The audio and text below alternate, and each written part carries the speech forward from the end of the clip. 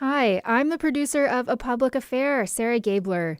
If you enjoy the show, I hope you'll consider supporting the station. We take donations all year long at wortfm.org. Thanks. Good afternoon and welcome to A Public Affair. I am guest host Isaia Ben-Ami, and I want to give a thank you to A Public Affairs producer Sarah Gabler for this opportunity. Wisconsin is known for its scenic outdoors and pristine natural resources. From our lakes right here in Madison to the forests of the North Woods, we are incredibly fortunate to call Wisconsin home. Our state's environment has not remained this healthy and clean on its own, though.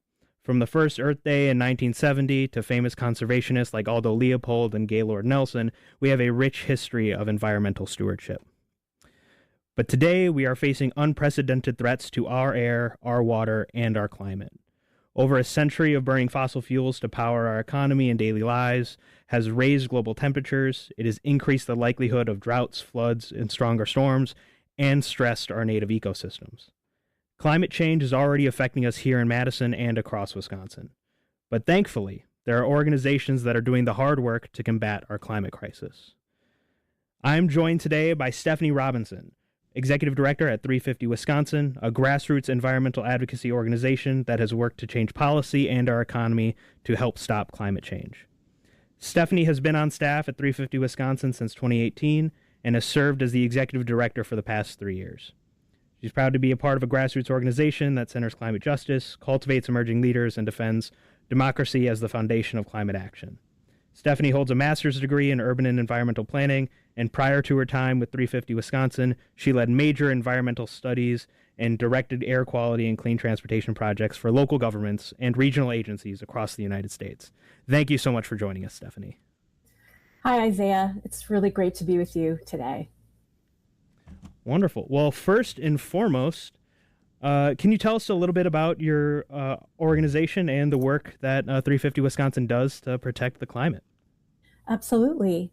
So 350 Wisconsin is a trusted grassroots voice on climate and clean energy across the state. We focus on collective action to change the systems that are contributing to climate change and causing harm to our most vulnerable communities. We aim to build an inclusive climate movement to fight back against the expansion of fossil fuels and to advocate for clean, renewable energy. And we focus on climate justice, so we can be good allies and partners with frontline communities that have done the least to cause climate change and are experiencing its worst impacts. Wonderful. And, there are a lot of groups that are doing work around climate advocacy. What are some ways that 350 Wisconsin brings a unique approach to climate action in our state? Yeah, so while we are very serious about demanding action on climate, we also use creative art and activism to bring joy and power and hope into the movement. It's so important right now. People are really feeling overwhelmed. It seems like every day there's some new atrocity committed by this administration to try and undermine voting rights, attack immigrant communities, or roll back environmental protections. So we find that it really helps to keep our sense of humor and to build a sense of community. Mm-hmm. And we know climate change isn't going away. We're feeling and seeing its impacts more and more. So it's really important that we take care of ourselves as we continue to push for change. I think the other thing that makes us somewhat unique is the year-round civic engagement that we do to really help people develop the organizing skills so that they can be leaders in their own communities. Definitely, yeah. When combating climate change, it is a year. It has to go over 365 days a year. No matter if it's an even or an odd year, there's always work that needs to be done, and especially in making sure that we have joy in the work that we're doing. But unfortunately, we know that environmental issues like climate change have received less attention in the media and our political landscape more generally. Regardless, people still list the health of their air, water, and climate as the top of their concerns. Can you say more about why you're focused on collective action and the meaningful change on these issues? Yeah, so there is no question that individual actions make a difference, but individual action and system change need to work hand in hand because to stay in line with climate targets and avoid the worst risks of a warming planet, we really need rapid and far-reaching changes in all aspects of society. especially reducing our reliance on fossil fuels and shifting to renewables. And we're up against very wealthy, powerful interests, including big oil, big tech, and the gas industry. And to counter that power, we need to build people power and work together. We also know the fossil fuel industry for decades deflected attention away from their role in the climate crisis and lied about what they knew and tried to get us to focus on our individual carbon footprints, putting the onus on individuals when they are in fact to blame. So we feel like it's important for individuals to take action, but most important for individuals to use their voice, to educate yourself about the crisis and get involved at the grassroots level to push for change, communicate with people in your networks about the urgency of the climate crisis, and help hold our leaders accountable. So, we've seen, big oil, big tech, all kind of attack our environment on all fronts. And so what I'm hearing you say is that if we are all working collectively and also attacking back on all fronts, that is the way that we're going to make the best change. Exactly. Definitely. We've seen the impacts of climate change pretty close to home here in Madison. We've just a couple of weeks ago, we had smoke from the Canadian wildfires, over 900 that were burning in late July, and that have impacted us. How is the climate movement responding to these acute events that are directly impacting individuals, and how has it affected how we organize as a group? Yeah, great question. We've all really been affected this summer by the wildfire smoke. And in fact, recent polling does show that over half of Americans believe climate change is contributing to the extreme weather and impacting their communities. And so people are believing what they're seeing with their own eyes and what they're experiencing in their own lives. In fact, in Wisconsin, 58% of people believe that developing sources of clean energy should be a priority at the federal level. But what's shocking is that only 33% of Wisconsinites say they discuss global warming with family and friends, which is really quite surprising. So it really does seem like those who stand to benefit from perpetuating our dependence on fossil fuels have somehow been able to convince us that climate change is political, when really it's an everyone issue. So it's really important, we find in our work, to connect global warming with people's values and the things that they care about in their daily lives, things like increasingly high energy bills. And so it's also why we put such a strong emphasis on being out in the community and finding those creative ways to communicate. Certainly, and having a topic like the environment that impacts everybody in red districts, blue districts, purple areas, red areas, urban, rural, maintaining that constant conversation about our environment in our spaces is just as much of a form of activism as participating in the art collective or doing anything else. Absolutely. And certainly appreciate that work. As a reminder, you're listening to A Public Affair on Community Radio, WORT 89.9 FM. I'm your guest host, Isaia Ben-Ami. Today I'm speaking with 350 Wisconsin's Executive Director, Stephanie Robinson, about the climate movement across the state. If you have a question or a comment, you can give us a call at 608-256-2001. That's 608-256-2001. And Stephanie, moving on, I kind of want to talk about the impact that the federal government has had on our climate situation here in Wisconsin. In the past 18 months, we've seen an unprecedented rollback of environmental policies at the federal level. How has that changed how you approach your work as an activist here in 350 Wisconsin? So it's really been quite an onslaught of actions at the federal level. One of the most concerning was EPA repeal of the Endangerment Finding, which really established a legal mandate for federal climate policy. And of course, we've seen gutted funding for climate science and clean energy. And when you see all that damage being done by this administration, it's easy to feel overwhelmed, but it's really not the whole story. So first of all, we really need to remember there's a lot of progress that can be made at state and local levels. So action here in Wisconsin is really important. That's why we mobilize our members to submit comments to the Public Service Commission, write letters to the editor, meet with their elected representatives so we can really push for the action that we need. But the other thing is that there is good news, right? Generating power from sun and wind is now cheaper than burning coal, oil, and gas. And, just this year, the Public Service Commission has approved 6 solar projects, totaling 1.2 gigawatts of new generation that includes battery storage. And then I think the other thing that we try to emphasize is that, it's no surprise, elections really matter. And so pushing back on authoritarian efforts to undermine voting rights, whether it's trying to ban mail-in voting or pressure states to hand over their voting rolls, is also super, super important. Definitely. And, when it comes to the regulations at the federal government, it can be kind of nebulous to us here on the ground, or if you're just an average working citizen.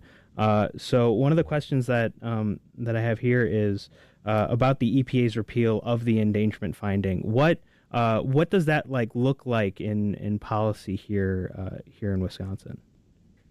Well, it's still being litigated in the courts, but it does mean that the EPA ability to regulate vehicle and industrial emissions would be seriously curtailed. So what we need to focus on here in Wisconsin is the, exploding number of methane gas plants that are being proposed at the Public Service Commission in order to power these new hyperscale data center proposals that are coming into our state. So that is, certainly one of the key things that we are focused on. Definitely, and you said the magic word, hyperscale data centers, something that everybody has been talking about in the news, in the community. This is something that I know is at the top of a lot of people's minds, Democrat and Republican alike. And so, question here of, we're seeing an increase in hyperscale data center proposals here in Wisconsin, and all the community pushback that's happening across the state. How's 350 Wisconsin actively engaging in this work today? Yeah, so we are involved kind of at 2 levels.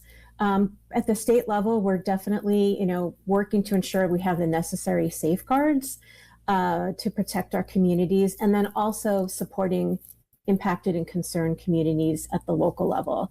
We really believe that Wisconsin families are already paying way too much for electricity, water, housing, and other basic needs, and they should not be forced to also pay for the world's wealthiest corporations to use massive amounts of energy and water and get, public benefits from Wisconsinites. So, so we have some plans for the next legislative session and what specifically we want to see on transparency and accountability protections for Wisconsin. Certainly. And like you kind of touched on, what is going to be possible is going to be determined by these elections that are coming up. And elections do have consequences in what we're going to be able to do. And so how does 350 Wisconsin engage in with our lawmakers, either after they're elected or in the even year like we're in today? How does that work look like for 350? Yeah, so one of the things we do is our accountability work. Prior to elections, we really try to get candidates to go on the record and state their strong positions for climate and clean energy and data center protections. And then, when they are elected, we hold them accountable to that. We remind them of what they committed to and make sure that they follow through.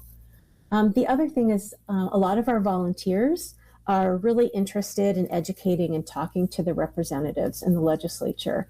And so we do that year round, and we make it very clear what it is that we hope to see. For data centers in particular, we're going to be asking for 100% Wisconsin-based clean energy to power them. We want to prioritize energy efficiency, battery storage, and other clean energy solutions over fossil fuels. And we want to make sure that we actually have a decent utility planning system in our state, which we don't have right now, so that we don't get locked into unnecessary fossil fuel projects. Great. And these are real tangible demands that we're able to make of our lawmakers, and certainly encourage anybody who is passionate about this to contact your legislators at the state level, city alders, county board supervisors, all of these folks seem to be impacted by these proposals of hyperscale data centers, and certainly would be important to be hearing from you. As I said before, you are listening to A Public Affair on Community Radio, WORT 89.9 FM. I'm your guest host, Isaia Ben-Ami. Today I'm speaking with 350 Wisconsin's Stephanie Robinson about the climate movement and across the entire state. If you have a question or a comment, you can give us a call at 608-256-2001, 608-256-2001. Many people don't actually realize that we have data centers already here in Madison and in Wisconsin, and we need them to support our increasingly online world, that there are differences between hyperscale data centers and others. What have you identified to be key environmental issues surrounding hyperscale data centers that make them substantially different from what could be considered a data center that already exists here? Yeah, great question. So, first of all, it's just important to realize the scale of this development is completely unprecedented. Just two of the massive data centers that are coming to our state would require more energy than all residential customers in Wisconsin combined. Just think about that for a minute. Additionally, the Public Service Commission just issued a draft strategic energy assessment, and it projects that Wisconsin's peak power demand could jump 40% over the next 6 years, and more than 70% of that growth is tied to just 3 proposed hyperscale data centers. So it's just, a scale that we have never seen before. And unfortunately, our utilities are responding by proposing to build methane gas plants. And these are being approved by the Public Service Commission to power these AI data centers. And we feel it's really important. We shouldn't be going backwards in expanding the use of planet-killing fossil fuels.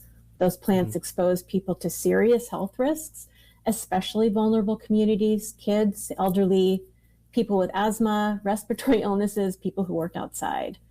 The other issue is that these data centers also rely on diesel backup generators during grid stress events, and those emit very harmful pollutants, again, that impact air quality and health.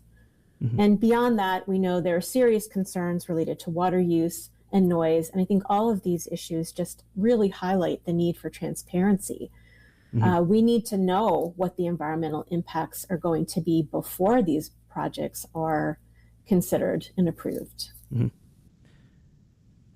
Definitely. And one of the things I want to touch on is the PSC. And I guess there are probably many listeners who do not know what the PSC is, what branch of government it's controlled by. It's not really, directly tied to your local representatives. So could you tell us a little bit more about what the PSC is and how it's impacted by our political environment? Yeah, so interestingly, the former chair of the Public Service Commission was quoted as saying that the PSC is the most influential agency you've never heard of. And I think that's really true. People just don't realize that the power that the PSC, which is basically, the decisions are made by 3 commissioners that are appointed by the governor and approved by the Senate.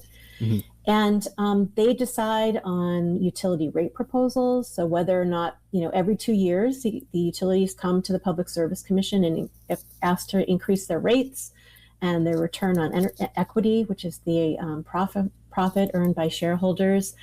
In addition to utility rate increases, they also approve clean energy and clean energy policy. And then they also have power to approve power generating facilities like coal and gas. So really important stuff that, again, affects our pocketbooks, our health, and our overall well-being, not to mention the climate. Yeah, definitely some really direct impacts on people's day-to-day lives from an agency that, they probably have not heard of. And so if you care about how much your utility rates are going to be and where the energy rates are coming, where energy generation is coming from, definitely paying attention to who your state senator is and your governor, sees that they work in tandem to appoint members of the PSC. Moving off of hyperscale data centers, because they're not the only threat to our environment here in Wisconsin, I want to talk a little bit about the Line 5 oil pipeline. So 350 Wisconsin is a plaintiff in a multi-party lawsuit challenging permits by the DNR for the construction of Line 5. Can you tell us why 350 Wisconsin is participating in this lawsuit, and really what's at stake? What does this mean for Wisconsinites? Yeah, so 350 Wisconsin actually has a history of fighting Enbridge pipelines in Wisconsin for over 10 years. And in 2020, we were invited by the Bad River Band to help them build grassroots opposition to the Line 5 pipeline, which runs through their reservation. Mm-hmm. But basically, we're participating in this lawsuit because this Line 5 reroute continues to threaten the Great Lakes region while furthering fossil fuel dependence. It threatens indigenous treaty rights, ancestral lands, water resources, and the ecological health of the Great Lakes, which provides drinking water for over 40 million people. So one of our most important and precious resources. This is a 71-year-old pipeline. As I said, it cuts through the heart of the Bad River Reservation, where they've been trespassing on tribal land for more than a decade. And rather than shutting down the pipeline, Enbridge applied for permits to do a 41-mile reroute around the perimeter of the reservation. And that would still impact the Bad River watershed. In fact, the reroute crosses over 200 rivers, streams, and water bodies in Ashland and Iron County and affects roughly 100 acres of wetlands. So what we're really concerned about is the fact that any spill, and spills will happen because that is Enbridge's track record, could contaminate the watershed via these many rivers and water bodies in the area. So, and so that without getting into the details of the lawsuit, those are the concerns that got us involved. Definitely, yeah. The borders of the reservation are not adhered to when it comes to rivers, streams, and water bodies. Right? These are things that we share together.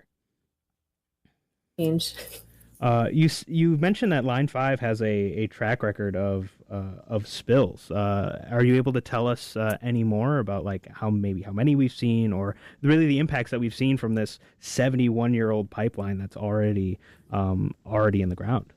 Yeah, so there has been a history of spills, but even beyond that, Enbridge is responsible for the two largest inland oil pipeline spills in U.S. history. So it's, as I said, it's really not a question of if, but rather when this will happen. Enbridge also has gotten approval to proceed with some aspects of the Line 5 construction, and they've already had what's called the frack out, which is basically, impacting waterways and potentially even, groundwater through the construction process. And this mirrors what happened with the Line 3 pipeline in Minnesota, where there were numerous frackouts that have had a huge impact on groundwater and other resources. As someone who's worked in the legislature and on a lot of legislative policy, one of the things we always look to whenever we're crafting something new is look to see what has happened in other states and has it been effective or not. It's one of the great things about being in the United States is that we get to learn from all of the other democracies that are here. And so for seeing spillages and pipelines and in other states, we can't delude ourselves by thinking that it won't happen here if it can. We've talked a bit about legislative advocacy and state policy. We've talked about how it addresses data centers specifically.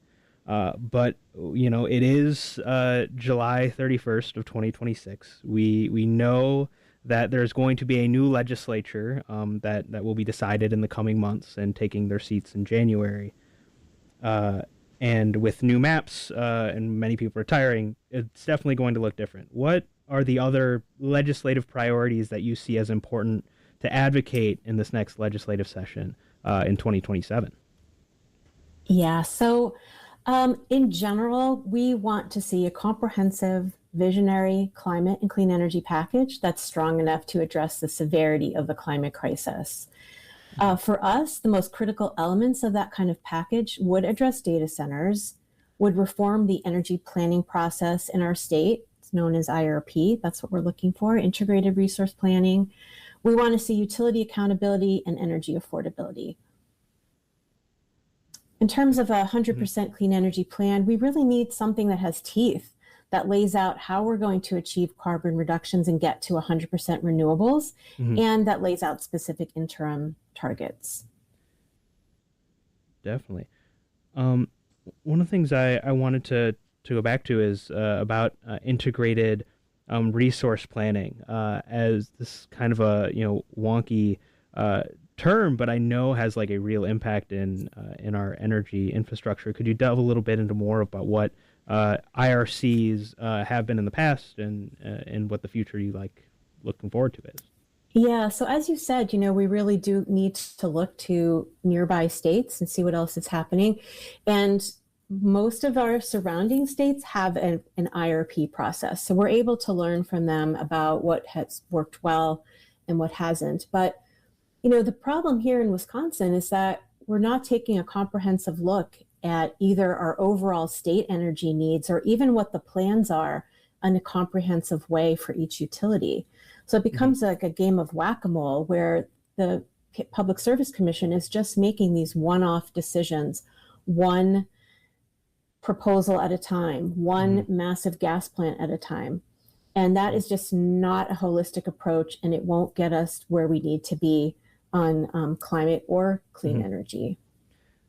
So they're looking at each one of these new building projects in a silo, not realizing the totality of impact that their decisions will have. And so an IRP would make sure that the PSC is taking that kind of holistic approach. Absolutely. What we'd also want to see is that not just energy demand, but affordability and health and environmental impacts are part of the decision-making process as well. Definitely. You are listening to A Public Affair on Community Radio, WORT 89.9 FM. I'm your guest host, Isaia Ben-Ami, and today I'm speaking with 350 Wisconsin's Executive Director, Stephanie Robinson, about the climate movement across our state. If you have a question or a comment, you can give us a call at 608-256-2001, 608-256-2001. Moving off, there are many environmental organizations, many good people that are doing really good work. But 350 Wisconsin is known for bringing a uniquely, let's say, creative approach to climate activism. Can you tell us more about how that sets us apart in the climate movement? Yeah, so, we know that creative actions really spark curiosity. It can bridge differences, ideological divides, invite broader participation, and just connect with people on a deeper level. I mean, just think about how you feel when you hear music or see a beautiful work of art. So our 350 Wisconsin Art Collective is very thoughtful and deliberate in how they do this. We create mediagenic music, visual art, street theater, and just joyful public expression to reach beyond those traditional advocacy spaces and audiences. And you might have seen us out there, marching or dancing in costume in the Willie Street Fair Parade. Our Liberty dancers have been doing flash mobs and actually led the No Kings protest in March. We even table at community events and create spontaneous poetry. We ask people, what about this earth that we call home, are you grateful for? And then our writers will create a poem for you. Sometimes we toast to the world we want, like at the Marquette Waterfront Festival this summer. And one of our more recent activities is a newly formed singing group led by beloved Madison singer and songwriter Ken Longquist, that it's called the Climateers. And they have appearing around the city for Make Music Madison and other locations. And again, incorporating some humor and just connecting with people on a different level. And I will say too that the folks who are involved with the Art Collective are not necessarily fine artists by any means. They're just people who want to have a good time, be in community, communicate about the climate crisis and, be out there in the community connecting with people. Yeah, this has always been one of my favorite things about 350 Wisconsin is seeing varying levels of people with creative talent. As someone who did not do well in art school or in high school or in middle school, it's great to see some people bring their real talents up to the front and actually show that there's more to climate activism than just being very wonky in policy. What are some ways that you recruit these volunteers who really make the organization continue to flow? So, one way is being out in the community, encouraging people to sign petitions. But, we always emphasize that you do not need to be an expert. We have so many inclusive, meaningful opportunities for everyone.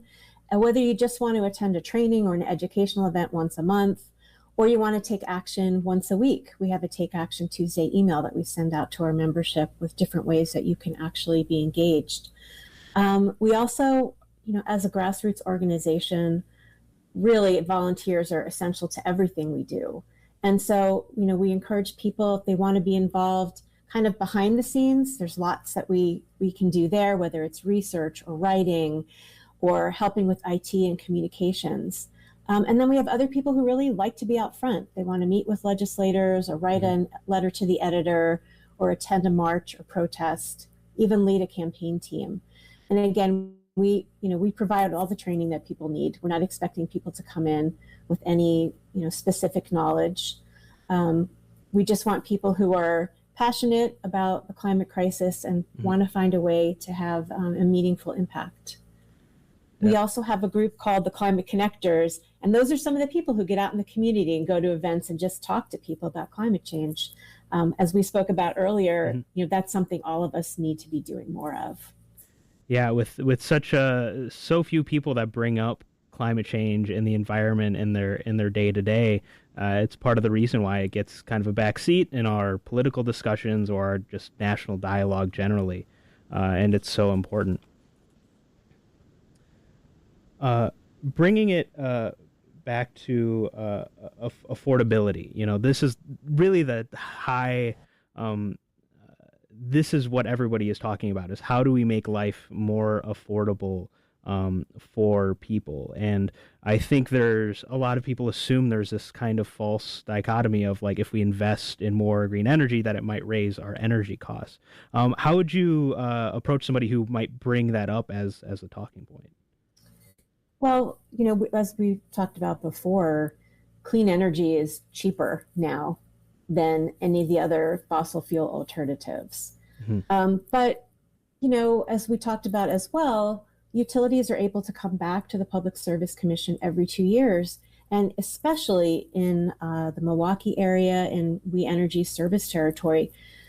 These are steep increases continually on folks who are really struggling.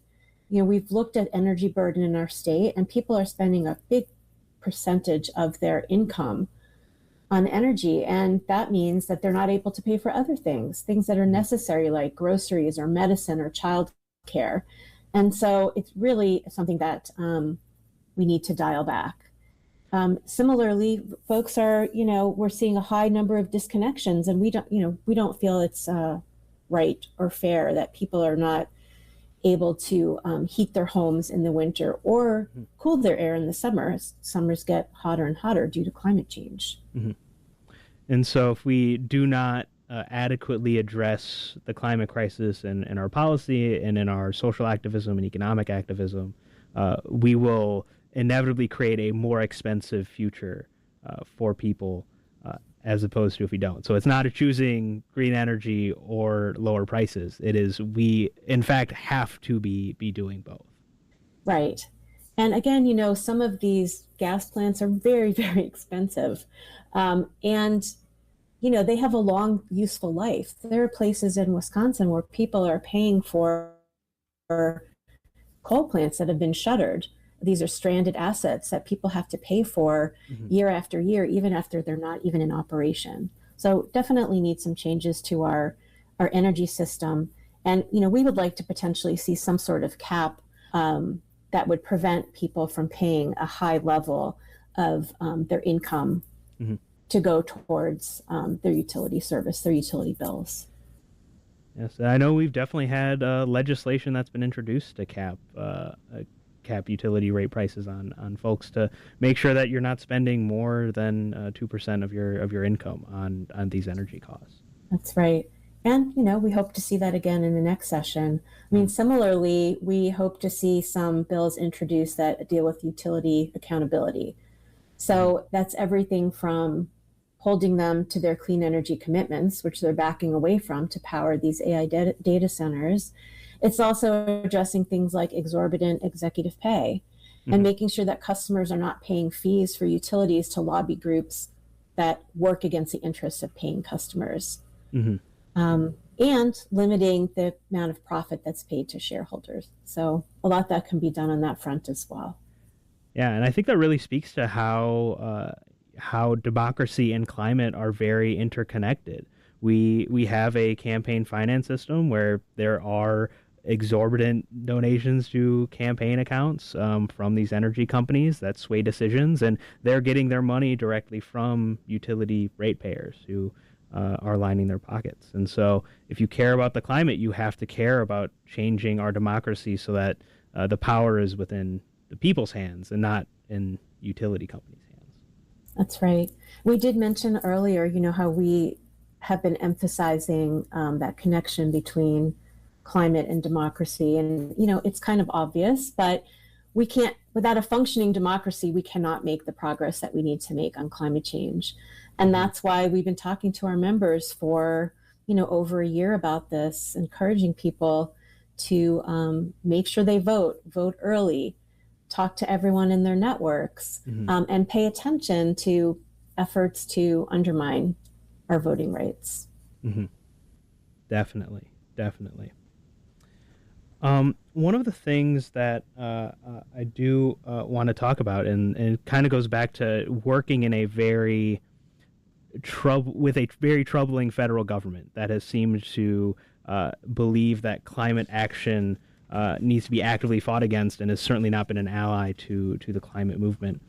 How has that impacted how 350 is able to operate in kind of a nuts and bolts way of nonprofits need funding, and how do you deal with attacks where people say this is some crazy organization disparaging the name, when in reality we're just doing the good work to make sure that we're creating a cleaner future? Yeah, it's definitely been a different environment. It's a different funding landscape. So a lot of funds for environmental justice work and clean energy have been rolled back. And that means that nonprofits like ours are competing for, more limited funding. That's a challenge. And there's also, definitely efforts to impugn folks that are doing climate work, efforts to cast us as terrorist organizations. So we have to put a lot more of our effort and capacity to our security and keeping people safe in this environment, which is, it's unfortunate, but it's kind of the reality these days. Mm-hmm. Certainly. Once again, you are listening to A Public Affair on Community Radio, WORT 89.9 FM. I am your guest host, Isaia Ben-Ami, and today I'm speaking with 350 Wisconsin's Executive Director, Stephanie Robinson, about the climate movement across our state. If you have a question or a comment, please give us a call at 608-256-2001, 608-256-2001. And again, thank you so much, Stephanie, for making the time to talk with us today. And there are so many different issue areas that the climate movement is impacted by. We talked about our democracy, but going back to how we had Canadian wildfires that have brought a lot of smog into Wisconsin, and impacting the health of residents. How have you like connected the climate movement to these like other issue areas? Because clearly it can increase our health costs. Does it relate to housing? Does it relate to many of the other things that people are talking about? Yeah, so we're out there, in communities across the state, and we are really trying to hear what's of concern to them. And certainly affordability is high on the list, as is these effects on our ability to enjoy our summers here in Wisconsin, which we're already too short. And one of the techniques that we use is deep canvassing, and we use that in many aspects of our work. And it's really just a process of being an empathetic listener, having a lot of curiosity, leaving space to hear what is important to others as well, instead of, sharing facts and statistics and our own point of view, but then, sharing actually our own personal experiences and why doing this work on climate and clean energy is so important to us in our own lives.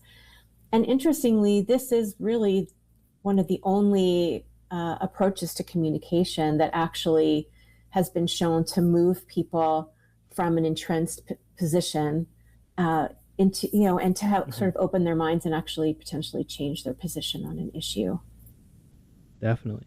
And we actually have a caller. Nate is online. Hello, Nate. Are you with us? Yes. Hey, Nate. How is it going? It's great. Wonderful. Getting some moisture. That is always good. Yeah, we've been threatening rain for the past several days, but now it finally came. Nate, what is your question that you have for Stephanie?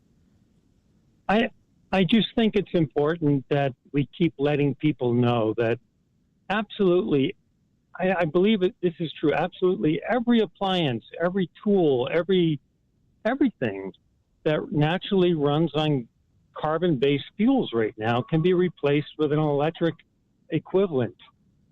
And everyone needs to know that we can start making all these little changes right in our own garage, and with our furnace and with our washer and dryer and everything else, and it all helps. And I, what do I do? And then the furnace guy puts in a new furnace, and then another 30 years of a gas, Anyway. Thank you so much for calling in, Nate and Stephanie. You heard the importance of even the small changes that we make. I know 350 is focused a lot on the big changes that we're able to make as a collective, as a government. But what are the small things that people should be considering about their just day-to-day lives? Yeah, well, Nate brought up a lot of good points about how to make changes in your own home. Some of those can be costly for folks, but, there are things that people can do. Turning down your thermostat.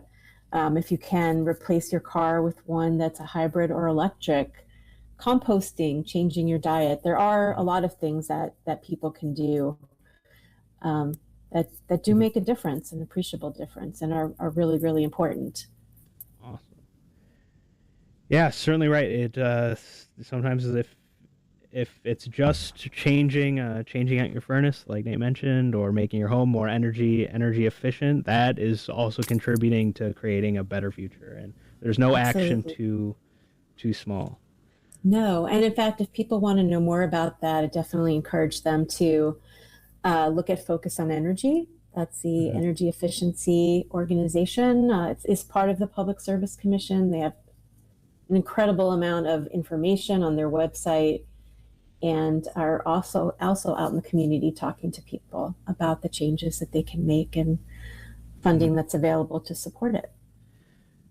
Yeah, and I think that's one cool thing that we should definitely note is we've been talking about the PSC in a bit of a adversarial sense. There are areas of disagreement, but there are opportunities where we can use our state agencies to create better change, and Focus on Energy being one of them. How can we create a more energy efficient Wisconsin together? That's proof that the PSC can be helpful in creating some positive change. We were talking about organizing and deep canvassing, talking to people in a world where we are increasingly less and less in person. Like we talk online all the time. A lot of people's lives are lived on social media. How has 350 Wisconsin tried to work around this new digital universe that we live in, or used it to our advantage? Yeah, so certainly we are active on social media. We try to share out things with our community that we think are important to take action on. But, one of the things that's so great about Wisconsin are the summer festivals, assuming that the air is okay and the heat is not too bad. So we get out there all across the state at farmers markets and different kinds of festivals and music events, dairy breakfasts, you name it, to try to be where people are and find opportunities to have those deep conversations, share our information. Yeah. And so does this deep canvassing work isn't just going door to door and knocking on a stranger's house, which I know can be pretty nerve-wracking for many people, but it's just showing up to your local farmer's market and asking the folks who are there shopping for vegetables what they're thinking and what matters to them about their future. Right. Definitely. I'll give one last call out for callers. You're listening to a public affair on community radio, WORT 89.9 FM. I'm your guest host, Isaia Ben-Ami. Today I'm speaking with Stephanie Robinson of 350 Wisconsin. If you have a question or a comment, give us a call at 608-256-2001, 608-256-2001. And it looks like we actually have somebody who has taken us up. Glenn is on the line.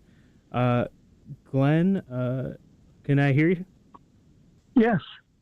Awesome. Good to hear from you. Glenn, what is your question? I'm wondering if 350 has taken any stance on the Upland East wind power project. These are huge turbines, 650 feet. I mean, twice the size of the ones near Montford, taller than the Statue of Liberty, visible from Middleton from the ones that are at the far east in the town of Ridgeway. Anyhow, it seems like there's some serious health and environmental concerns, and I just wonder if, 350 has taken a stance or looked at this project with big corporate energy. Certainly. Glenn, thank you so much for calling in and for this question about the Upland East Wind Project. Stephanie, yes, this is a big project that's happening in Wisconsin. What are your thoughts? Yeah, thanks very much for that question, Glenn. We know that there can be concerns about visual impacts and other things with large wind projects. But we also know that, it's going to be really, really hard to meet our energy and climate goals in Wisconsin without more solar and wind. We think it's really important that the local community has an opportunity to engage, share their concerns, discuss what they think the potential impacts are, and if those projects are approved, to make sure that there's strong community benefit provisions put in place so that the community can reap the benefits, financial benefits of having facilities like that in their community. Yeah.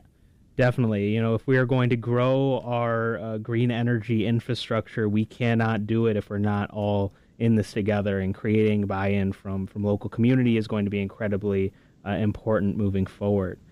We have another question from Harry. Harry, are you there? Yeah. Can you hear me? Yes, I can hear you, Harry. What is your question? Yeah. Okay.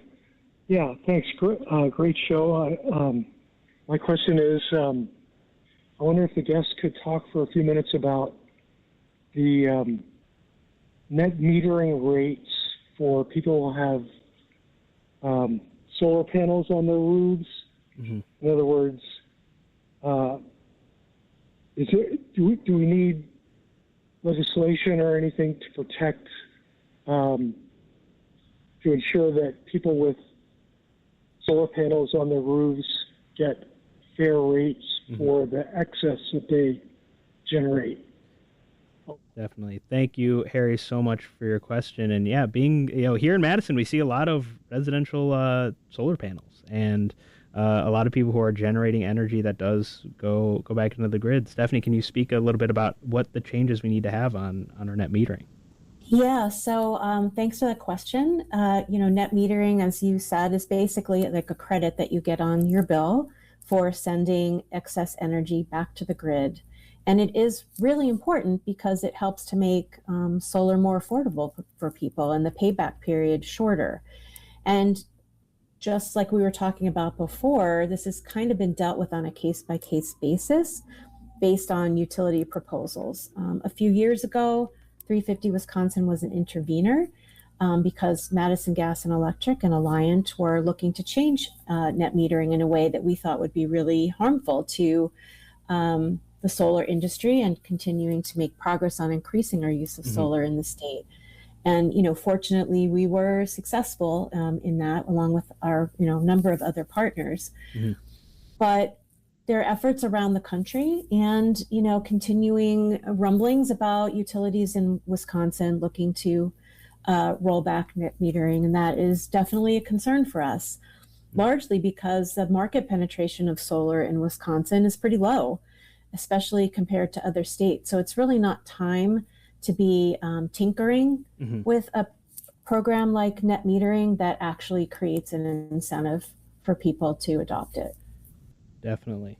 Well, thank you so much, Stephanie, for your time today. I want to give you a chance to talk about the ways that people can get involved with 350 Wisconsin and where best to plug in with this great organization. Yeah, so I'd say, visit our website, sign up for our newsletter, check us out on social media. If you are interested in finding a way to volunteer, you can also do that on our website, and our volunteer coordinator will follow up with you and try to find the best fit for how you can plug in, given your interests and your availability, and look for us out in the community. We're the ones carrying the banner that says, "Only all of us can save us now." Wonderful. Thank you again so much for your time, Stephanie. Once again, I am Isaia Ben-Ami. I've been speaking with Stephanie Robinson on A Public Affair. I want to give a huge thank you to our sound engineer, Summer, our receptionist, Mary Lou, our producer, Sarah Gabler, and news director, Nate Carlin. Keep tuned in here to your community-sponsored station, WORT 89.9 FM Madison.